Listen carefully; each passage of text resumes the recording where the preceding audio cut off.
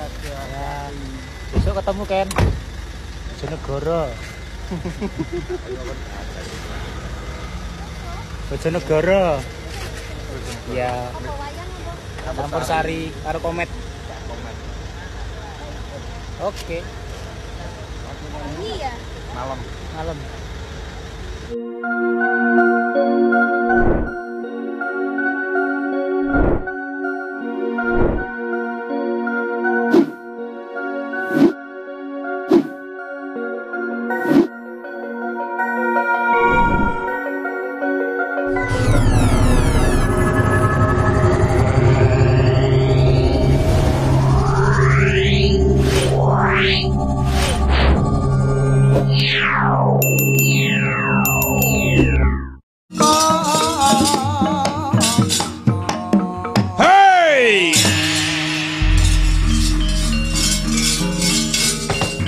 Satrio bungkek kakek sapa kae? Raden Setyaki bali takon sapa kang dadi jenengmu? Padeh Ludra Parimuka. Cara wong negara pring aja kok pilih sing lempeng-lempeng ki diangkele adep ana. Mara gagi njogeta tak kendangi giaklak limpah mutine iki wis.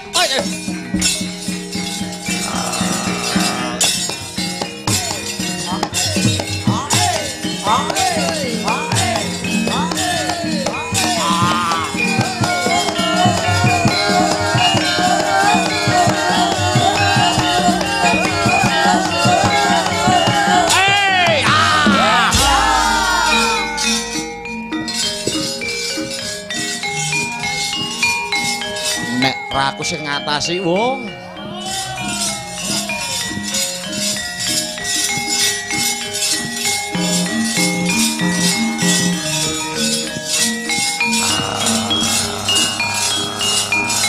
Ayo.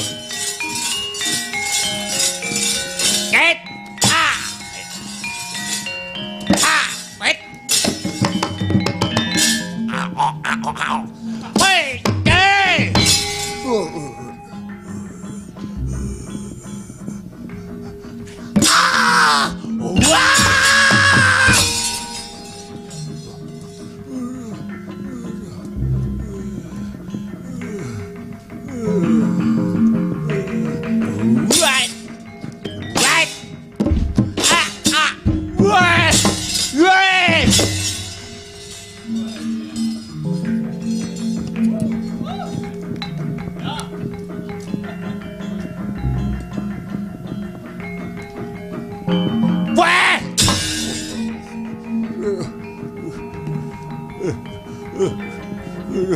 Ayo ngadeg sih.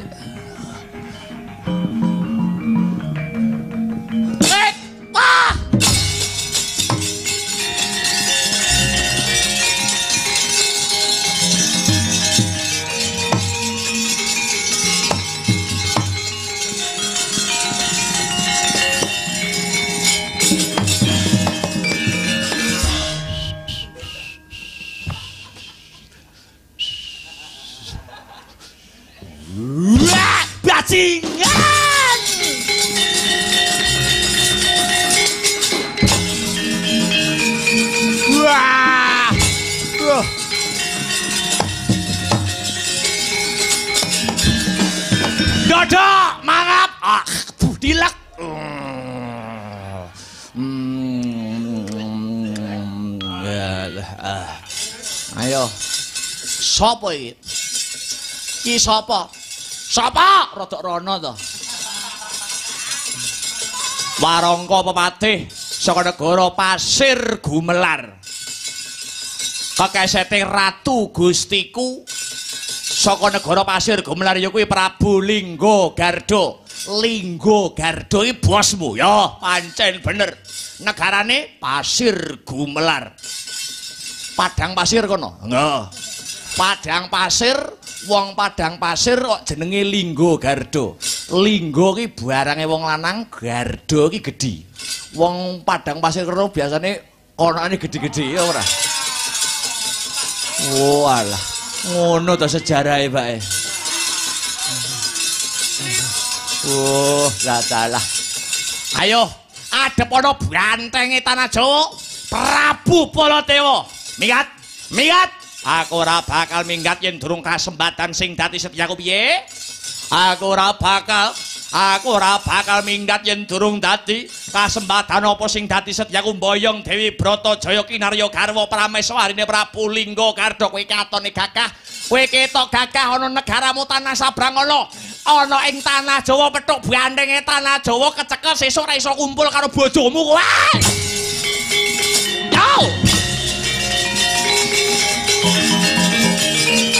Yo!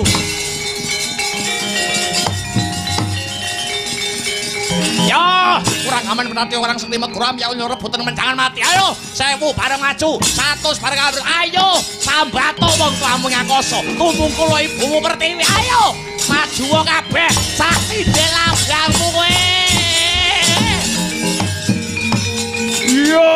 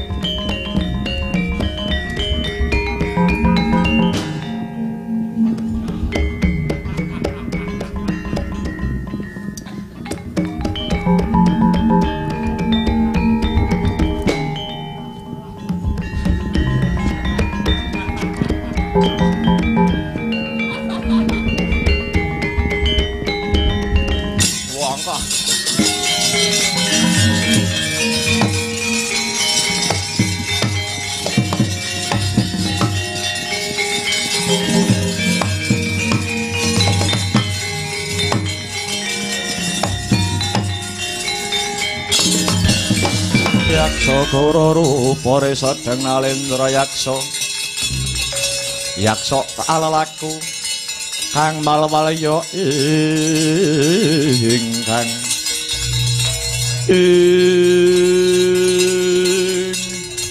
piye Mbah njenengan pripun aku arep mateni Prabu Baladewa tinemune jebul anggadoh kasekten kang linuwe sinten Baladewa mungsuh patihku. Patih jenengan Ludra Parimuka. Dadi emput tenan. Musuh Baladewa. Iya. Nek perangi kabeh obah lho. Lambe obah, tangan obah, sikil obah, kabeh sak awak iso obah kabeh. Baladewa. Ayo. Kabeh-kabeh kok pengin mangan. Lambene mangan. Tangane mangan, sikile mangan. Konoane yo njaluk mangan.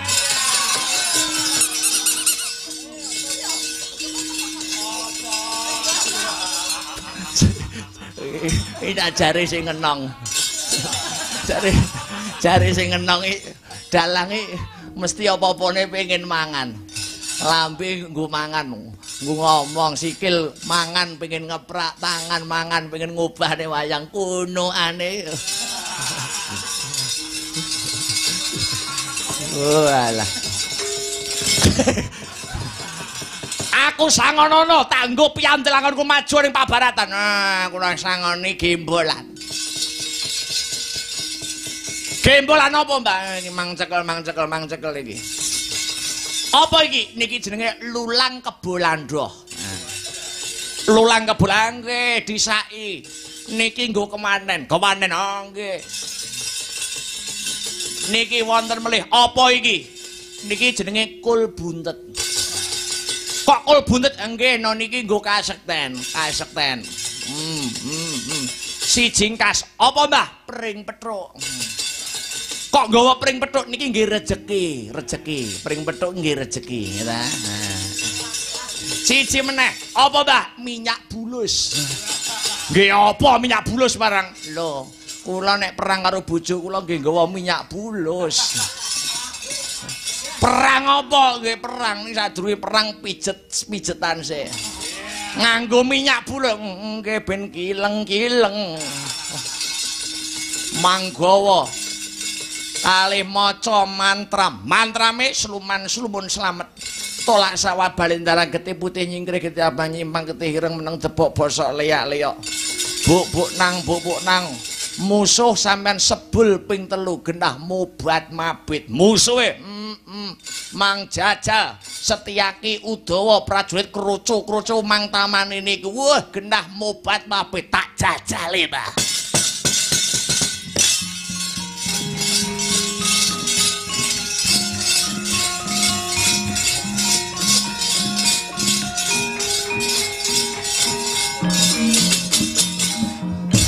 Ayo kudu menang.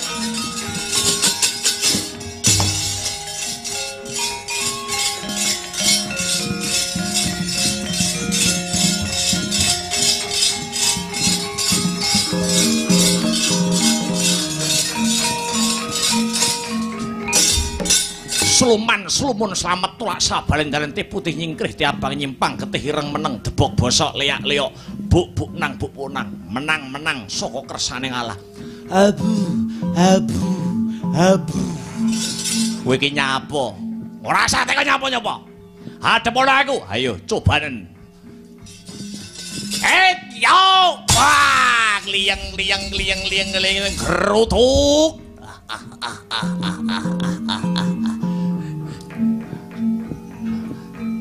Canda atemake, canda uncalake.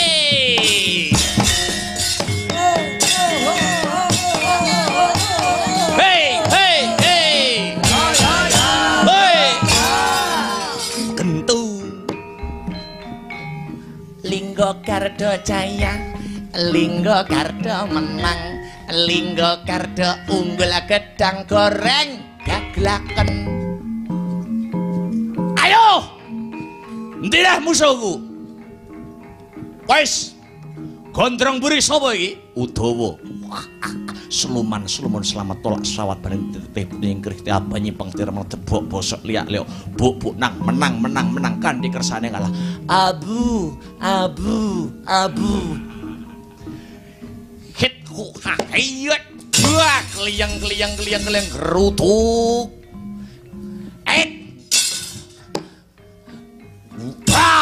Tanda antemake, tanda uncalake yo. Hei.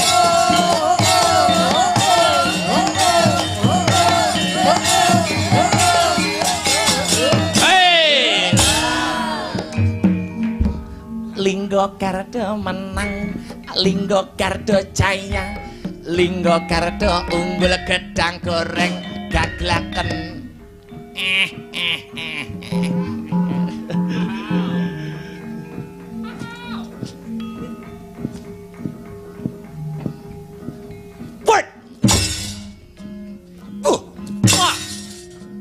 Sluman selamat tolak sawak barendaran ibu nyingkrih apa nyimpang ketih remet debok bosok leak-leok. Ayo rutuk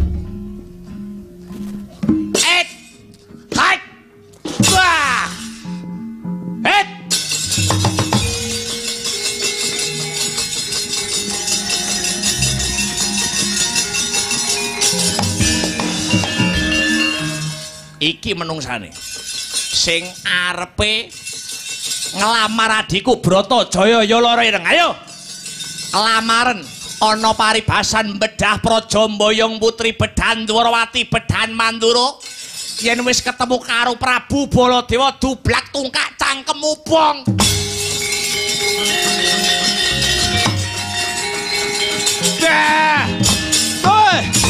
Ya, cobanen ye.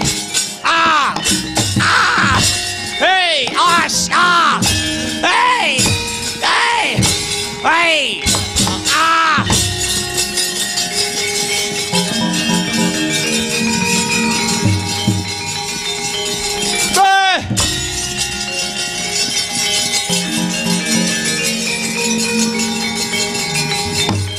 Wah.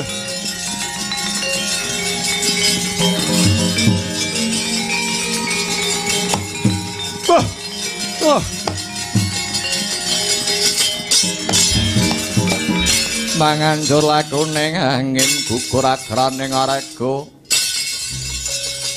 Guru Gurnita kagiri-giri.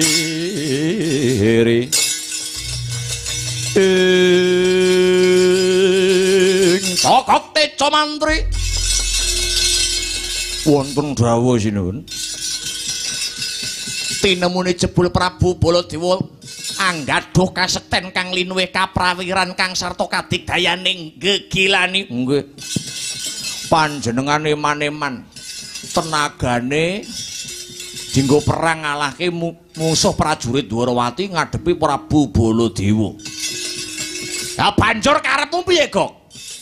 Kabar ingkang sumebar pawarta ingkang warata manut kabaripun Mbok Bakul Sinambiwara niki mengke Ratu Dwarawati badhe tetugur wonten ing Astana Gadamadana.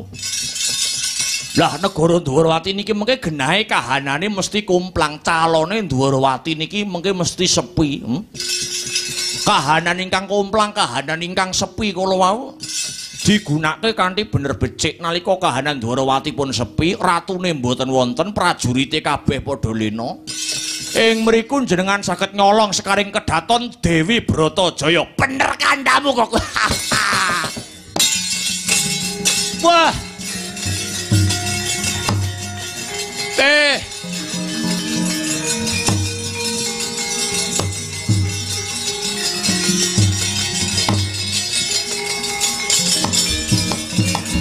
Bumi gunjing langit kelap-kelap katon nerkincanging alis.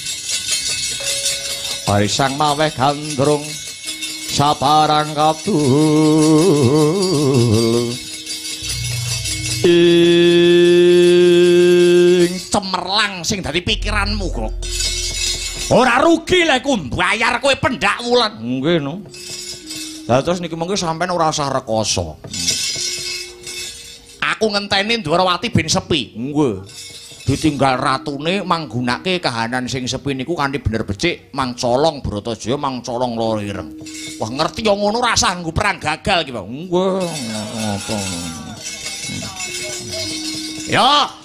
Bakal tunggu sing dadi lenane wong Dwarawati. Wanci Madya Ratri bakal tak colong pepujaning atiku Bratajaya lara ireng.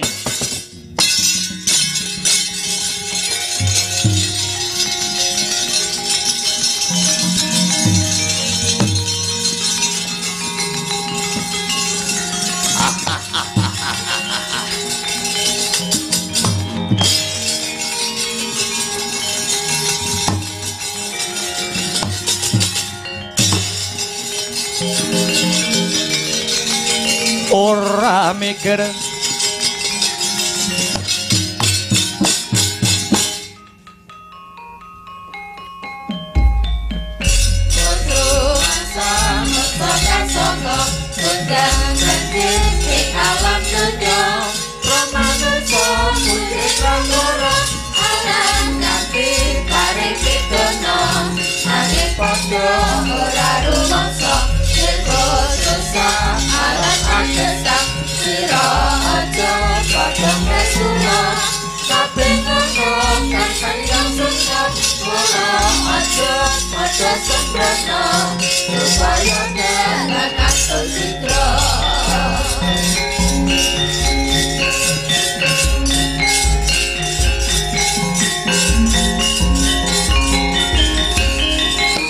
Koko Prabu Lenggaryen.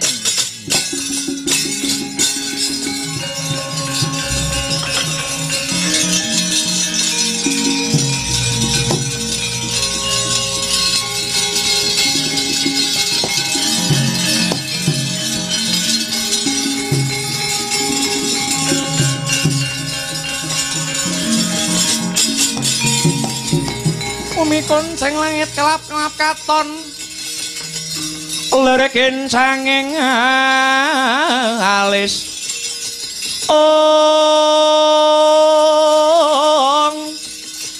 resang meweh gandrung sabarang katulu wukir moyak mayik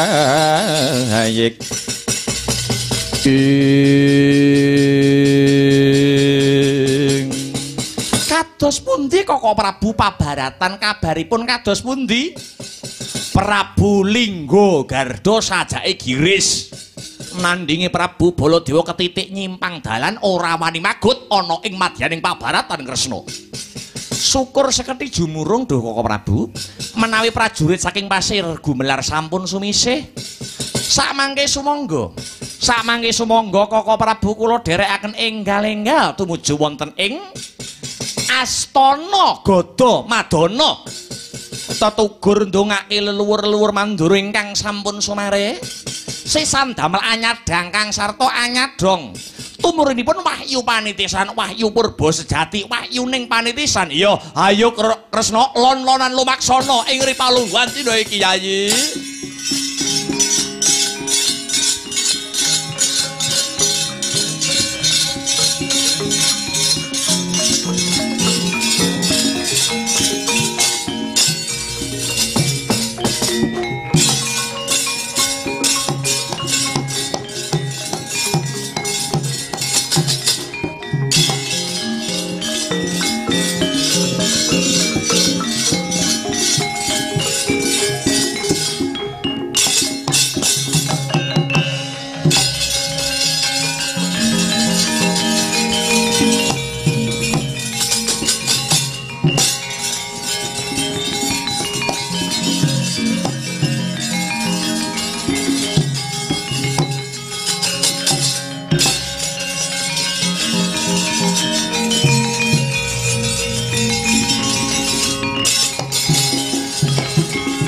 Kinutang-kutang tansah bisa leladi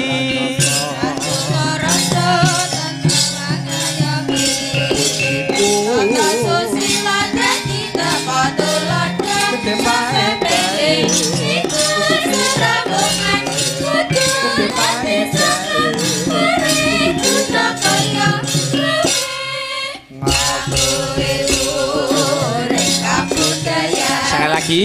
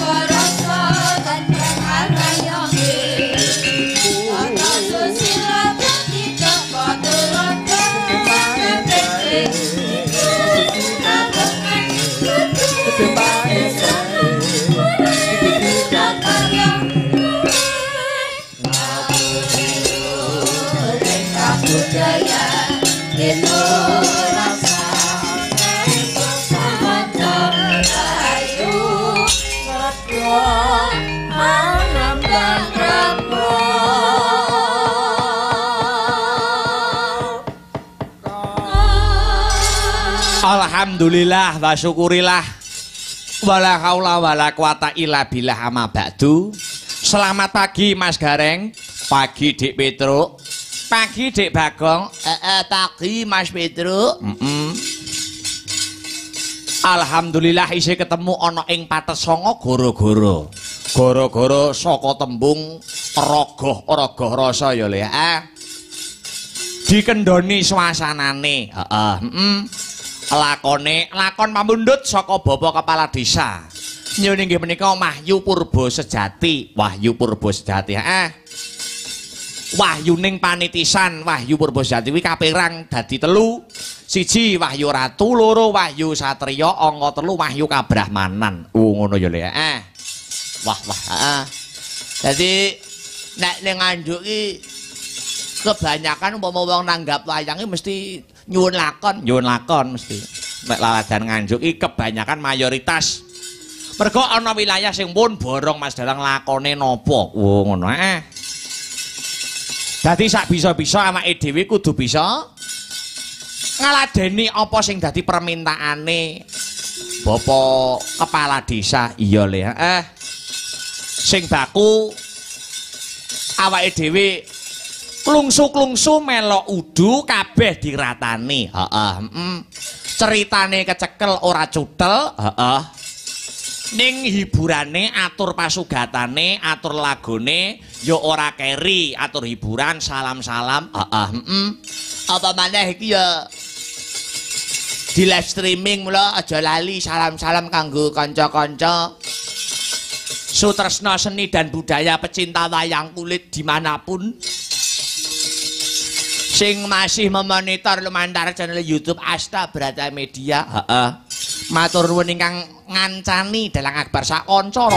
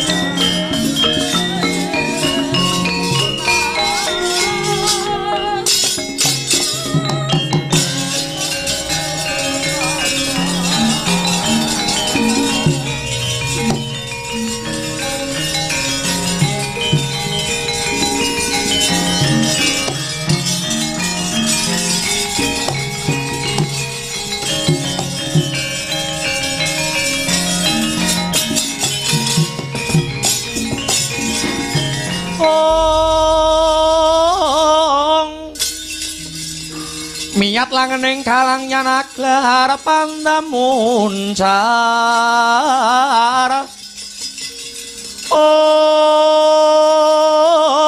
tinon lereke konang surem sorote tan padang kasor lan pajaring purnameng gegono dasare mangsa katiga ing Kakang Semar Badranaya kakang mbegegek ugek sadulita hembel-hembel lae wonten dawuh Den Amiji kula keng abdi pun Semar Badranaya nyuwun sewu paduka Ndara Margana nak nembe manten anyar kaliyan Ndara Ayu Bratajaya utawi Ndara Ayu Lara Ireng kenging menapa paduka mentar aninggalaken ingkang garwa Gus Kyai Semar aku mentar saka kedaton nilarake marang Yayi Bratajaya utawa Lara Ireng amarga aku duweni niat kang luhur.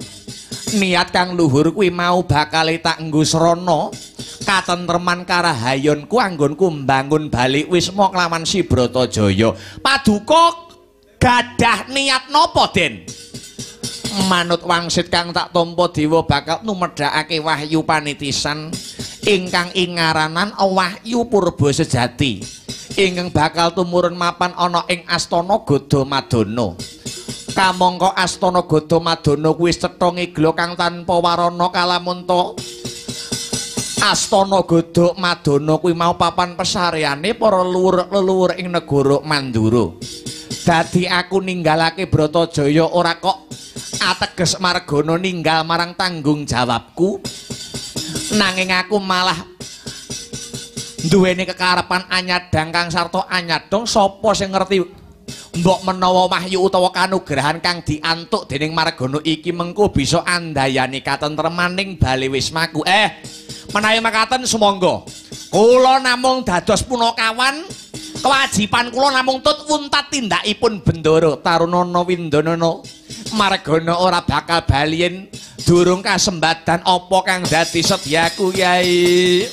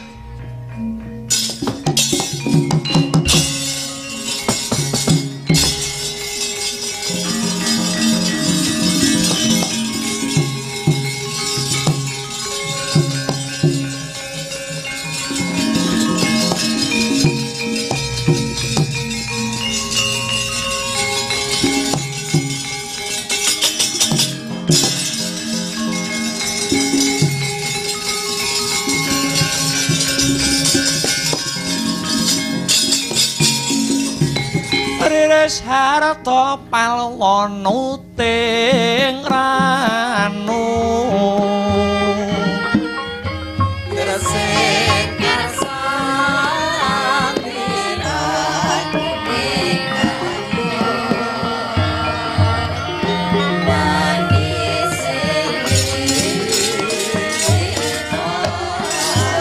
Bong ilahing sekaring dawana langgeng kakang Guna Sinarada. Welut wisa banteng wareng kawula wonten punapi Adi Guru. Kakang mboten wonten ingkang kula rinumpaka dumateng paduka Kakang Guna Sinarada. Muhung kahanan ingkang gumelar ing ripalenggahan sakmangke, kahanan ingkang hanimbrung wonten ing Kayangan Suralaya. Ing ripalenggahan sakmangke Kayangan Suralaya nedheng ketaman goro-goro kagiri-giri. Mubal endute si blegedaba ngakak kumitir petite Sang Hyang Nagaraja. Akarya bingung bilunglungan para hapsara miwah hapsari. Miturut pamanggihipun Kakang Guna Sinarada punika kadaya saking menapa Kakang? Adi Guru, dewa tuwek kados kula niki namung nganggo ilmu titen, tegese ilmu titen. Angger saben-saben kayangan punika ketaman goro-goro kagiri-giri. Punika kadaya saking titah Pujangkara ingkang nedheng Tapa Brata utawi Ayoga Brata mapan wonten ing Madyapada satemah surem ingkang dados kaprebawanipun Kayangan Suralaya. Lajeng sareng paduka Kakang Guna Sinarada teliti kanthi permati ngantos tekan jroning ati. Titah sinten ingkang ing ripalenggahan sakmangke anedheng Ayoga Brata Kakang? Adi Guru, ingkang nedheng Yoga Brata maladiening boten wonten sanes titah Pujangkara Nalendra Dwarawati Prabu Sri Bathara Kresna. Angka 2 Nalendra Mandura Prabu Baladewa. Angka 3 nuwun inggih panengah Pandhawa Simargana. Anggenipun semedi mapan wonten ing Astana Gadamadana papan pesaryanipun para leluhur-leluhur ingkang mapan wonten ing Mandura. Kakang, kados pundi pranyata leres menapa ingkang dipun tindakaken kalian titah ketiga kala wau inggih Kresna Baladewa kang sarta Margana. Awit ing ripalenggan sak mangke Jawata badhe ngandhapaken kanugrahan utawi wahyu wahyuning panitisan. Wahyu menapa? Wahyu purba sejati Kakang.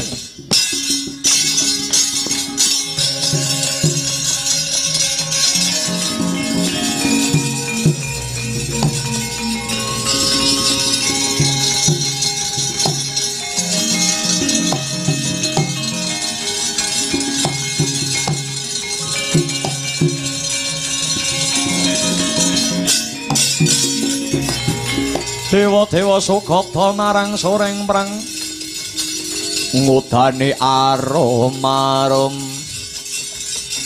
ngendan we ngawiyat narada ngapalani ing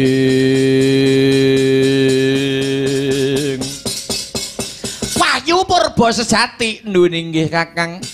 Wahyu purba sejati menika wahyuning panitisan. Wahyu purba sejati menika kapirang cacah 3 ingkang angka setunggal wahyune ratu, angka kalih wahyuning kabrahmanan, angka 3 wahyuning satriya. Lah lajeng sinten ingkang anyalirani wujudipun wahyu Adi Guru? Nuwun inggih menika suksmanipun Prabu Rama Wijaya ratu ing negara Pancawati duk kepungkur kalian ingkang rayinipun nuwun inggih Lesmana Widagda. Mula ingkang kaya mangkono Indra Suramati kula wonten dawuh Rama Bukul Namijikeng putra kula pun Indra Suramati metuwa timbalana suksmane Prabu Rama Wijaya kang sarta Lesmana Widagda ing dina sakmengko kinen madhep ana ngarsa ulut nuwun inggih amit madhal pasilan Rama Bulun.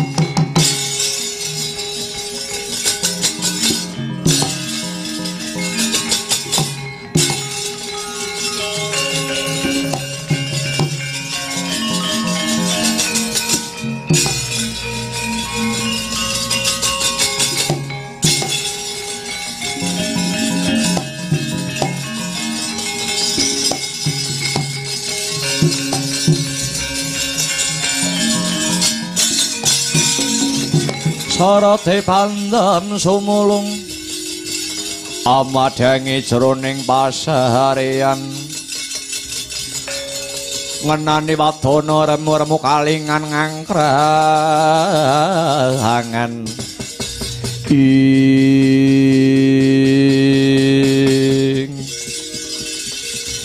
wanter timbalanipun paduka Hyang Adi Pukulun kula pun Rama Wijaya arsa cumadung dawuh Rama kang sarta kita Lesmana Widagda ing ripalungguhan iki wis titi mangsa kalane jeneng sira sakloron ngupadi panitisan kang sakmengko ana titah cacah 3 ingkang teteki Ayoga Brata mapan ana ing Astana Gadamadana. Ya kuwi angka 1 Ratu Ndwarawati Prabu Kresna, angka 2 Ratu Mandura Prabu Baladewa, kang angka 3 Manangah Pandhawa Si Margana. Wahyu purba sejati kang anyalirani kowe bocah loro sak kloron. Dene wahyu purba sejati kapirang cacah 3, ya kuwi Wahyu Ratu kang disalirani dening Prabu Rama, Wahyu Ratu Manjinga ana ing Nalendra Ndwarawati Prabu Sri Bathara Kresna amarga kita sakloron Prabu Rama kang sarta Prabu Kresna padha-padha titis Bathara Wisnu dewaning kabagyan dewaning katentreman. Dene si Lesmana kang anyalirani wahyu satriya lan wahyu brahmana. Wahyu satriya manjing ana ing ragane Margana, wahyu kabrahmanan manjinga ana jiwa ragane Nalendra Mandura Prabu Baladewa. Makaten do pukulun iya wis ora sah dadak kakean gunem ingkang tanpa guna enggal tumurun mapan ana ing Astana Gada Madana. Iki wis wancine wahyu purba sejati tumurun Rama Lesmana.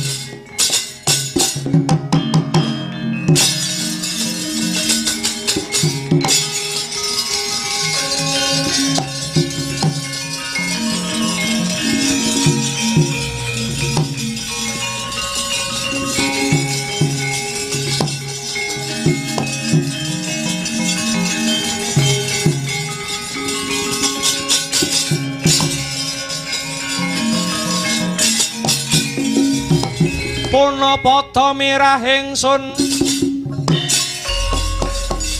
prihatin wasmagung mijil tuhu dahat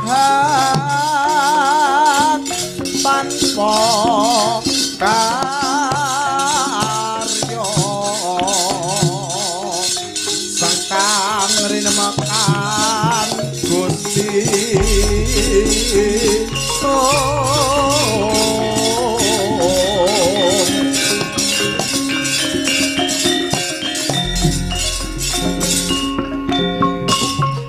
Ladalah yu jagat yu dewa yu Bathara.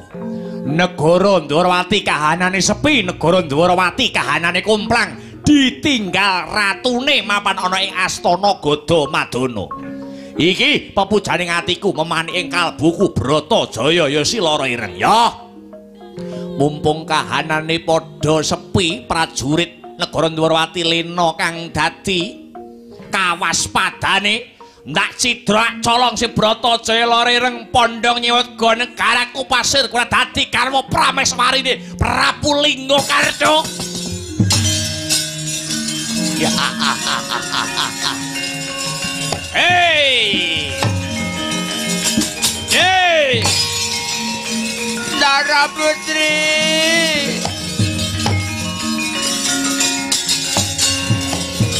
Weladalah Ndara Ayu Bratajaya dicidra Duratmaka tak susule sinuwun Prabu Kresna mapan ana Astana Gada Madana kedrawasan sinuwun.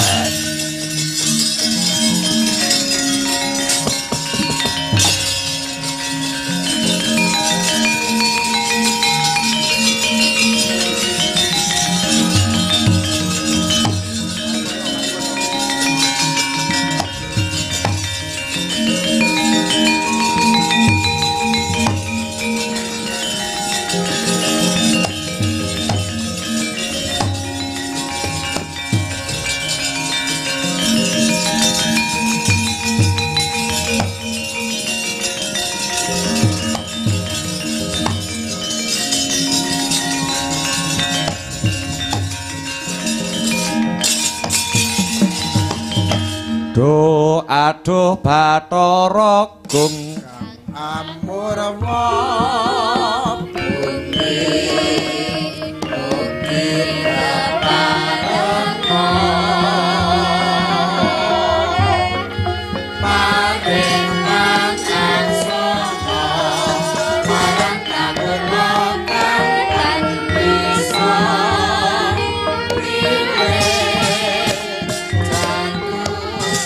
Sigara sedakap saluku tunggal Nalendra ing Ndwarawati risang Prabu Sri Bathara Kresna ingkang sarimbit kalian ingkang Rakanata ing Mandura Prabu Baladewaya Prabu Balarama nutupi babahan hawa sanga hangeningaken pancandriya panca lima indriya pengangen-angen hamberat hawa nafsu bebayu patang prakara amung sajuga ingkang sinidikara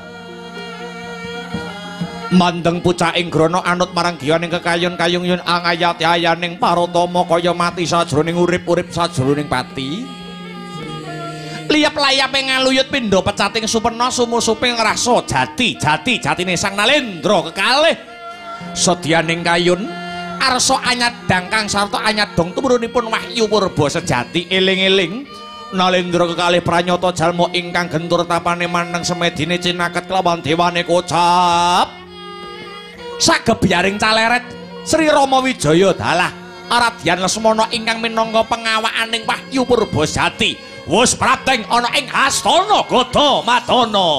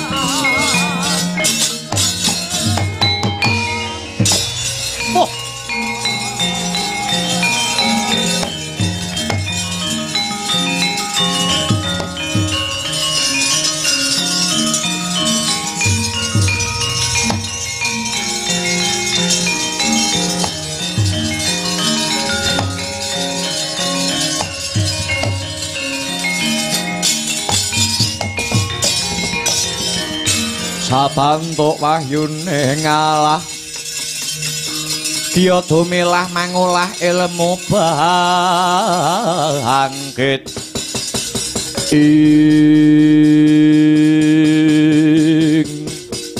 ana cahya mantra sak sada lanang manjing ana jiwa ragane Baladewa lan jiwa ragane Yayi Harimurti iki mratelakake kalamun wahyu panitisan kang sarta kang sinebut dening wahyu purba sejati wis manjing ana jiwa ragaku lan jiwa ragamu Kresna. Nuwun inggih Dunjeng Kakang Prabu. Wahyu purba sejati menika kapirang cacah 3. Kapirang cacah 3 kuwi mau apa wae Kresna ingkang angka setunggal. Wahyu ratu menika manjing wonten jiwa raga kula. Angka kalih wahyu kabrahmanan ingkang nampi paduka Kaka Prabu. Ingkang angka 3 menika wahyu satriya. Kosik Kresna. Kamangka sing semedi tarak brata mapan ana ing Astana Gadamadana iki mung kowe karo aku. Lah kok wahyune sing tumurun kok cacah 3 sing sijine sapa? Ayo Margana aja metan.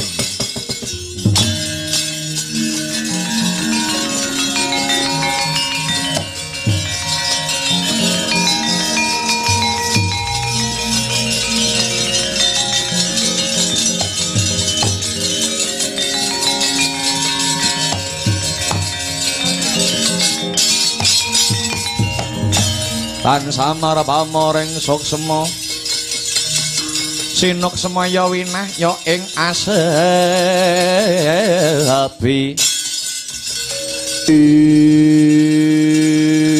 wela dalah Bratajaya lagi manten anyar karo Margana tinggal lunga kowe ya melu tapa ning kene.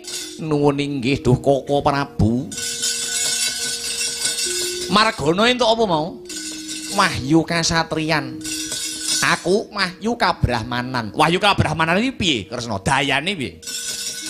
Wahyu kabrahmanan menika wahyu wadat. Wahyu wadat kuwi wahyu wadat menika sak samunipun angsal punang wahyu mboten angsal gepok singgol kalian wanita sinten kemawon. Lho. Kamangka aku ki wis duwe bojo Mbak Yumu Irmati. Lho mboten mekaten. Wahyu menika ampun dipun mangan mentah. Ning kudu diratengi langkung rumiyin. Karepe wahyu wadat menawi sampun krama mboten angsal gepok singgol kalian wanita sak lintunipun garwanipun piyambak. Wah. Dijolne ndak iso wahyune. Mboten saged. Panjenengan kedah setia kalian Mbak Yu Erawati. Wah nyapa iki mengaku topo. Ngentukne Wahyu Wadat barang ijol karo kowe mboten saged. Ra entuk mboten angsal. Sakliyane Erawati mboten angsal. Gendaan delikan mboten angsal. Kok tetep ngengkel itu ya. Maragana kula wonten dawuh Koko Prabu. Ayo bebarengan kelawan pun Kakang kelawan Kakang Balarama bali ana ing negara Ndaramati selak dadi pengantu-antune bojomu si Bratajaya utawa si Lara Ireng. Lho nggih sumangga kula dherekaken lewat tepining lepen tempuran kang bening banyune karben enggal bening sing dadi lelakon iki Maragana. Kumaleng siji sekole sakjroning turu sampe akal umpi patandane wantene wasagaring lintang panjerina mentara berhangat nekroten ayo kumandang makaya kumaleng siji sekole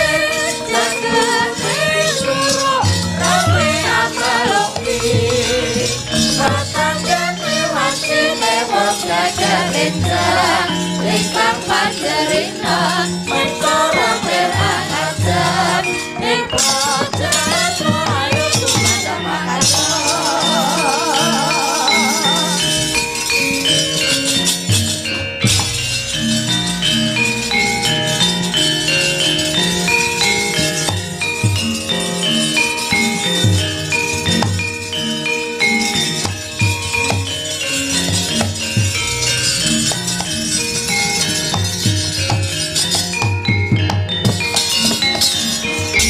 Mulat mara sang Harjuna esmunira kamanungsan kasarepanting kaing mungsuh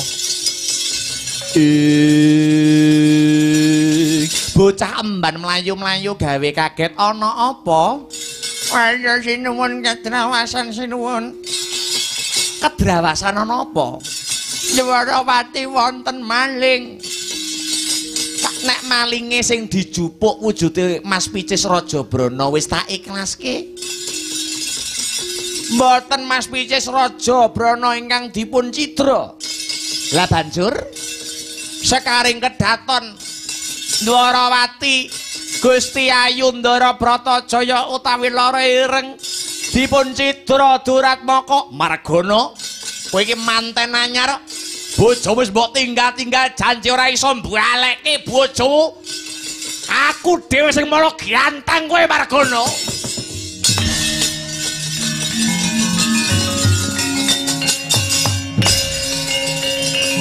Ya.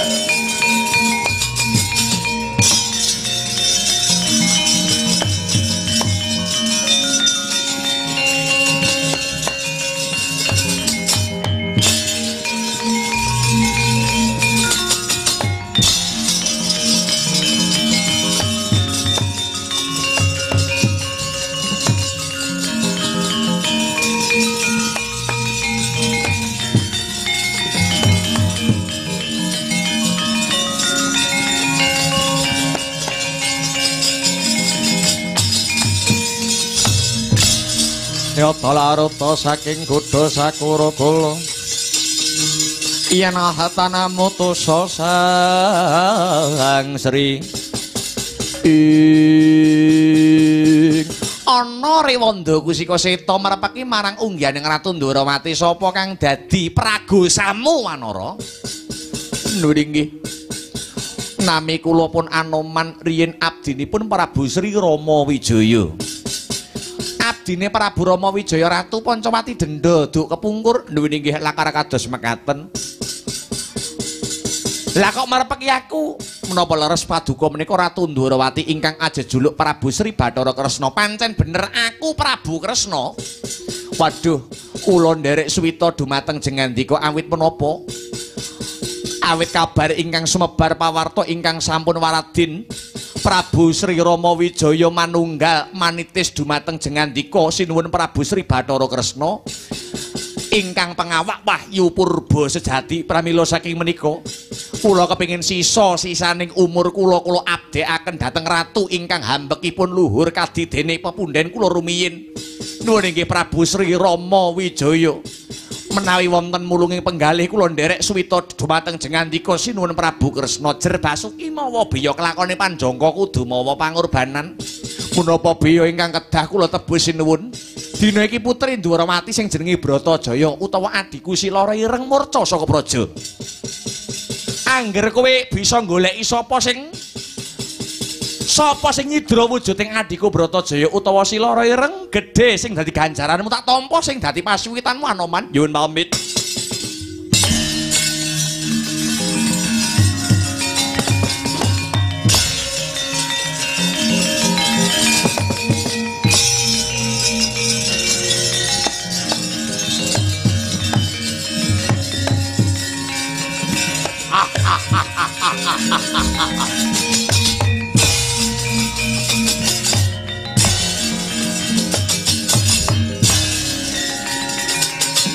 Wah!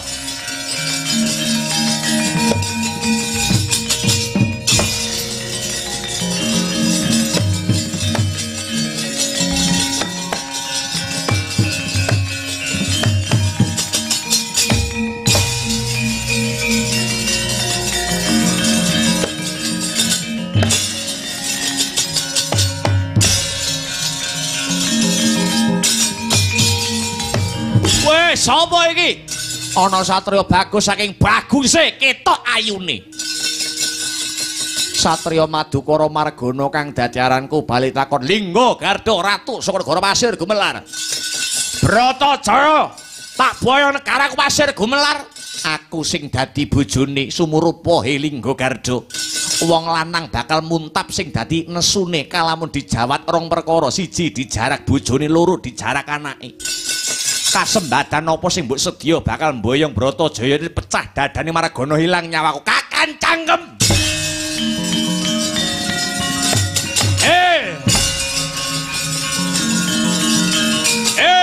Ayah wah cepet ya tamu.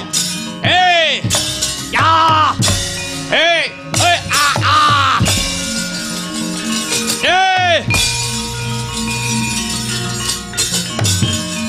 ayo Bangga Budya apa amung semene kekuatane bojone Bratajaya yen mung semene sing dadi kasektene bojone Bratajaya apa iso ngayomi lahir batine Bratajaya.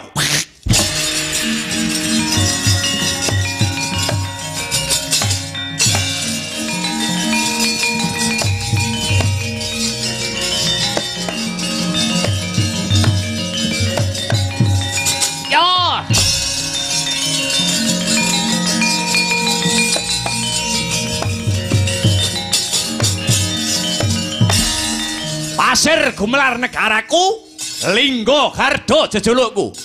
Aku Anoman ya senggono. Tak jaluk Bratajaya karben bali negarane Ndwarawati. Ora usah mbebudhek banyu kang wis bening. Iki Anoman tandhi ngono. Weh, jaserep nyawamu tanpa ana pidanaku.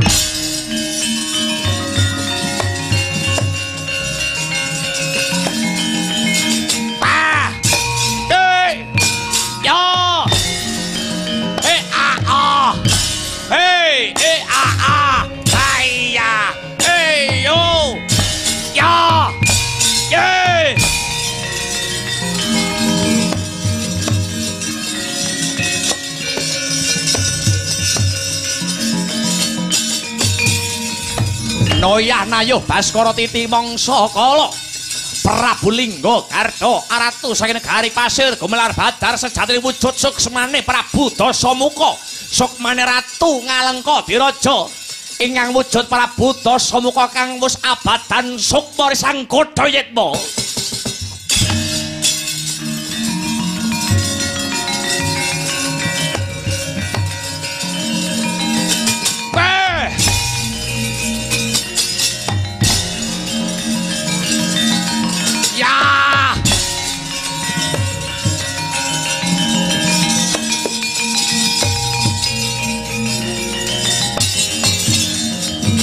Edane talan. Anoman kethek tuwek meh matek. Panggah goro godho kekarepaning godho yitmu anggone kepengin sesandingan karo Titis Widawati. Ayo Dasamuka biyen. Anoman ora bakal mati yen sukmane Dasamuka isih gentayangan. Goro godho mapan ning jagat raya. Tak akoni aku kalah Anoman. Tak akoni taun iki aku kalah. Taun ngarep angger warga masyarakat balong pacul ndeglek imane bengkong sing dadi panembahe tak goro godho meneh.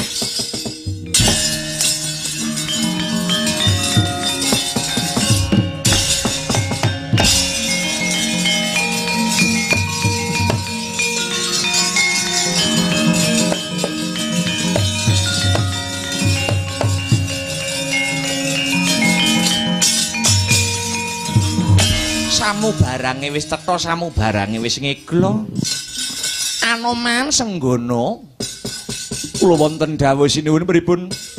Sampun kula kunduraken nggih menika kusumaning Ayu Dewi Bratajaya utawi Dewi Lara Ireng mapan wonten ing Karaton Negari Ndrawati ingkang dipun cidra kaliyan Ratu Durangkara. Ingkang nama Prabu Lingga Garda ingkang tinemun jebul pengawakanipun Prabu Dasamuka kepungkur. Ya, aku wis ndungkap perkara kuwi.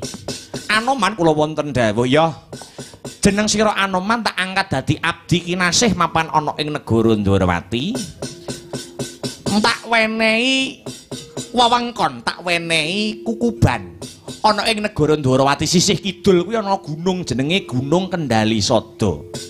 Mapan ana ing kono mesanggrao ana ing kono jeneng sira kuwi wis tuwa ibarate srengenge nglewange wis saya ngulon lho nggih mula kang saka kuwi jeneng sira cukup dadi brahmana mapan ana ing Kendali Sada lho nggih mangas rama ana ing kono peparapo begawan Anoman ya begawan Kapiwara ruktinen Kendali Sada ruktinen pertapan Kundalini kuwi mawon Anoman lho nggih mangestakaken dawuh disinuwun.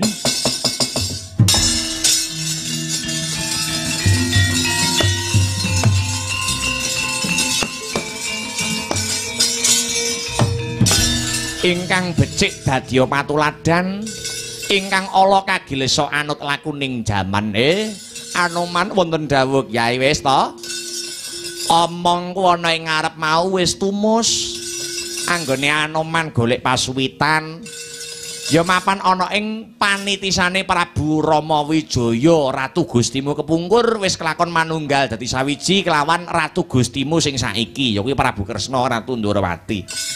Inggih Kyai Semar matur nuwun. Iya. Sinuwun Kresna piye Kakang Semar? Kula dados seksi Wahyu Purba sejati sampun tumurun wonten jiwaraga paduka sinuwun Prabu Kresna. Jiwaraganipun kang ngraka paduka nggih Prabu Baladewa kang sarta Ndara Margana. Mugi-mugi Wahyu Purba sejati ingkang tumurun saged anyrambawana katentreman karahayon. Mboten namung dhateng negari Ndrawati Mandura miwah negari Ngamarta nanging sumrambahipun wonten warga masyarakat